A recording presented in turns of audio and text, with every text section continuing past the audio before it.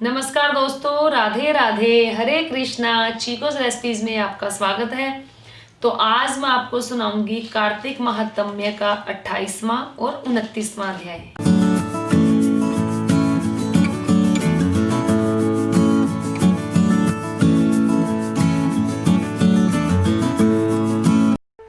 Subscribe करें chikoo recipes को और बेल आइकन को टैप करें मेरी हर वीडियो सबसे पहले देखने के लिए। पढ़े सुने जो प्रेम से वह हो जाए शुद्ध स्वरूप। यह 28वां अध्याय कार्तिक कथा अनूप। धर्मदत्त ने पूछा, हे देवराज, जय और अजय ने अपने पूर्व जन्म में ऐसा कौन सा पुण्य कार्य किया जिससे भगवान विष्णु का रूप धारण करके वह उनके द्वारपाल हुए। प्राचीन काल में वृणबिंदु की पुत्री देवहूति से कदर्म ऋषि द्वारा केवल देखने मात्र से ही दो सुंदर बालक उत्पन्न हुए। उनमें से बड़े का नाम जय और छोटे का नाम अजय था। बाद में देवहूति के गर्भ से कपिल देव जी भी हुए। जय और अजय दोनों विष्णु जी के बड़े भक्त और धर्मात्मा थे। दोनों ही नित्य प्रति अष्टाक्षर मंत्र का जाप करते और विष्णु जी का व्रत किया करते थे। भगवान इन दोनों भाइयों से अत्यंत प्रसन्न थे और नित्य पूजा के समय इनको दर्शन भी दिया करते थे। एक बार राजा के निमंत्रण पर देवर्षि नारद जी गणों सहित राजा के यज्ञ में पधारे। उस यज्ञ में जय ने ब्रह्मा और अजय ने पुरोहित बनकर यज्ञ को संपूर्ण करवाया। यज्ञ की विधि पूर्वक समाप्ति हुई। मारुत राजा ने जय और अजय को बहुत सा धन दिया। वह दोनों भाई दक्षिणा लेकर अपने आश्रम में आए। धन का बंटवारा करते समय दोनों भाइयों का आपस में झगड़ा हो गया। जय ने अजय से कहा कि धन का बराबर बराबर भाग होना चाहिए। अजय ने कहा कि जितना जिसको मिला है उतना धन उसी का है। तब जय ने क्रोध में आकर अजय को शाप दिया कि तुम धन लेकर नहीं देना चाहते हो, इसलिए तुम ग्राह हो जाओ। अजय ने जय का दिया हुआ शाप स्वीकार कर लिया और जय को शाप दिया कि तू अभिमानी है, इसलिए हाथी हो जा। जब नियम पूर्वक दोनों की पूजा के समय भगवान उनको दर्शन देने के लिए आए तो दोनों ने भगवान से श्राप मोचन का उपाय पूछा। दोनों ने प्रभु से कहा, हे देव, हम दोनों आपके भक्त हैं, मगर हम हाथी और ग्राह की योनि में कैसे होंगे। हे कृपा सागर, श्राप से हमारा उद्धार कीजिए। भगवान विष्णु ने कहा, मेरे भक्तों की वाणी कभी असत्य नहीं होती। यमराज भी इसको अन्यथा नहीं कर सकते। पूर्व काल में मुझे भक्तराज प्रहलाद के कहने पर स्तंभ से प्रकट होना पड़ा था और राजा अम्बरीश के कहने पर 10 अवतार लेने पड़े थे। अतः तुम दोनों अपने श्रापों को भोग कर मेरे लोक को प्राप्त होवोगे। इतना कहकर विष्णु जी अंतर ध्यान हो गए। फिर वह गंडकी नदी के किनारे मगर और हाथी हुए। पूर्व जन्म का स्मरण रहने के कारण वे इस योनि में श्री भगवान विष्णु का व्रत नियम से किया करते थे। एक दिन कार्तिक की पूर्णमासी को वह हाथी स्नान करने को गंडकी नदी में गया। तब पिछले जन्म का श्राप स्मरण करके मगर ने हाथी का पांव पकड़ लिया तो हाथी ने भी विष्णु जी का स्मरण किया। फिर क्या था, तुरंत ही शंख चक्र गदा पद्मधारी भगवान ने अपने सुदर्शन चक्र द्वारा उन दोनों को अपने जैसा रूप देकर उन्हें बैकुंठ को ले गए। उसी दिन से उस स्थान का नाम हरि क्षेत्र प्रसिद्ध हो गया। चक्र के आघात से वहां के पत्थरों में भी चिन्ह बने हुए हैं। वह दोनों जय और अजय के नाम से आज तक संसार में प्रसिद्ध है। हे प्रिय, आपने विष्णु जी के द्वारपालों के संबंध में जो प्रश्न किया था उनका विस्तृत उत्तर मैंने दे दिया है। इसलिए हे द्विज, तुम भी ईर्ष्या और द्वेष को त्याग कर नित्य भगवान विष्णु का व्रत और पूजा किया करो। जगत के प्रत्येक जीव को समदृष्टि से देखो। तुला, मकर, मेष की संक्रांति में नित्य प्रातः स्नान करो। तुलसी वन की रक्षा करो। एकादशी का व्रत किया करो। गौ, ब्राह्मण, वैष्णवों की सेवा के लिए हर समय तत्पर रहा करो। व्रत करने वाले को मसूर की दाल और बैंगन के साग का कदापि सेवन नहीं करना चाहिए।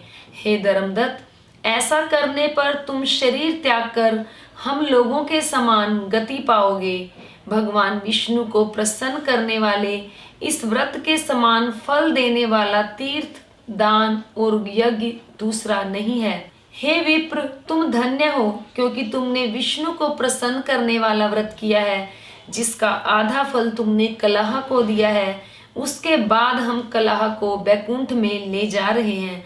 तब नारद जी ने कहा, हे राजन, इस प्रकार धर्मदत्त को विष्णु भक्ति का उपदेश देकर कलह को साथ लेकर विष्णु के पार्षद बैकुंठ धाम को चले गए और धर्मदत्त भी उनके आदेश अनुसार विष्णु के व्रत में और भक्ति में तल्लीन हो गया। जब उसका देहांत हुआ तो वह अपनी स्त्रियों के साथ विष्णु लोक को गया। हे राजन, कोई भी प्राणी जो प्राचीन काल के इस इतिहास को कहता और सुनता है, अंत में वह विष्णु लोक को प्राप्त होता है। तो ये था 28वां अध्याय। तो अब सुनाती हूँ 29वां अध्याय। प्रभु कृपा से लिख रहा सुंदर शब्द सजाए कार्तिक मास महत्तम का 29वां अध्याय। राजा पृथु ने कहा, हे नारद जी, आपने कलह से जिस प्रकार मुक्ति पाई, यह सारी कथा हमको सुनाई है, मैंने भली प्रकार से सुनी है। हे ऋषि प्रवर, यह काम उन 2 नदियों के प्रभाव से हुआ था। कृपा करके मुझे यह बताने की कृपा कीजिए। कृष्णा नदी साक्षात भगवान श्री कृष्णचंद्र जी महाराज का शरीर और वेणी नामक नदी भगवान शंकर का शरीर है। इन दोनों नदियों के संगम का महात्म्य श्री ब्रह्मा जी भी वर्णन करने में असमर्थ हैं। फिर भी आपने पूछा है, आपको इसकी उत्पत्ति का वृतांत जरूर सुनाऊंगा, ध्यान से सुनो। चाक्षसु मनवंतर के आरंभ में श्री ब्रह्मा जी ने सहय पर्वत के शिखर पर यज्ञ करने का निश्चय किया। वह सब देवताओं, भगवान विष्णु और शंकर जी सहित यज्ञ की सामग्री लेकर उस पर्वत के शिखर पर गए। तब महर्षि भृगु आदि ऋषियों ने ब्रह्म मुहूर्त में उन्हें दीक्षा देने का विचार किया। इसके बाद उन्होंने श्री ब्रह्मा जी की पत्नी त्वरा को बुलावा भेजा। वह बड़ी आहिस्ता से आ रही थी। इसी बीच में भृगु जी ने विष्णु जी से पूछा, हे प्रभु, आपने त्वरा को शीघ्रता से बुलाया था, वह क्यों नहीं आई? ब्रह्म मुहूर्त टल गया। इस पर भगवान विष्णु ने कहा, यदि त्वरा यथा समय पर यहाँ ना आई तो आप गायत्री को ही स्त्री मानकर दीक्षा विधान कर दीजिएगा।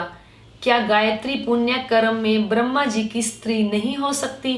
नारद जी बोले, भगवान शंकर ने भी विष्णु जी की इस बात का समर्थन किया।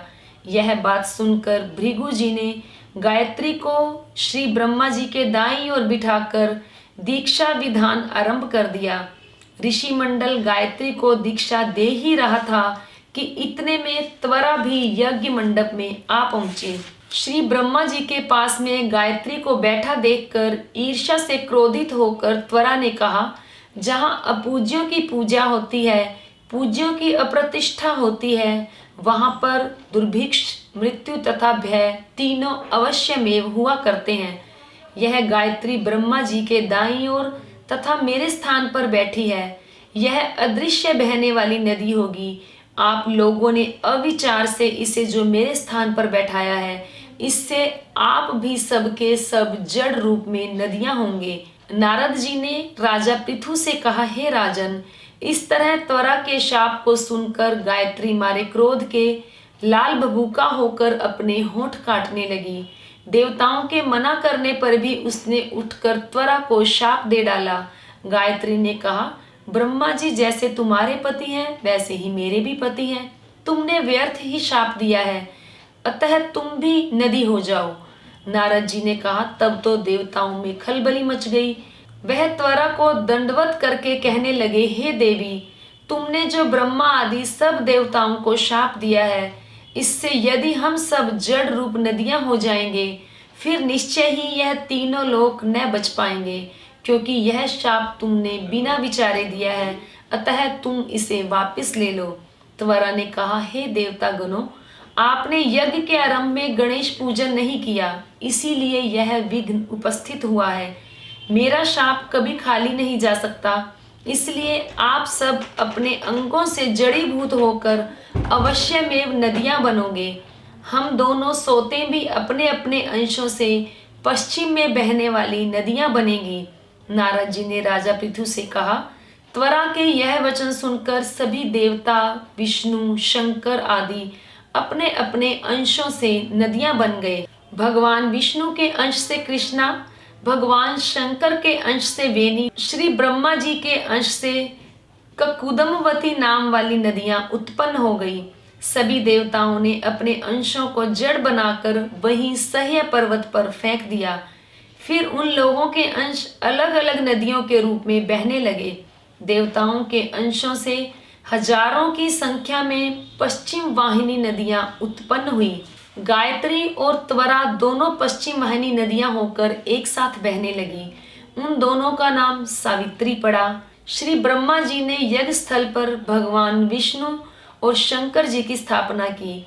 दोनों देवता महाबल तथा अतिबल के नाम से विख्यात हुए। हे राजन, कृष्णा और वेणी नदी की उत्पत्ति का यह वर्णन जो मनुष्य सुनेगा उसे नदियों के दर्शन और स्नान का फल प्राप्त होगा। तो ये था 28वां और 29वां अध्याय जो मैंने आपको सुनाया। उम्मीद करती हूँ जरूर पसंद आया होगा। तो लाइक करें, शेयर करें, चैनल को सब्सक्राइब करना बिल्कुल ना भूलें।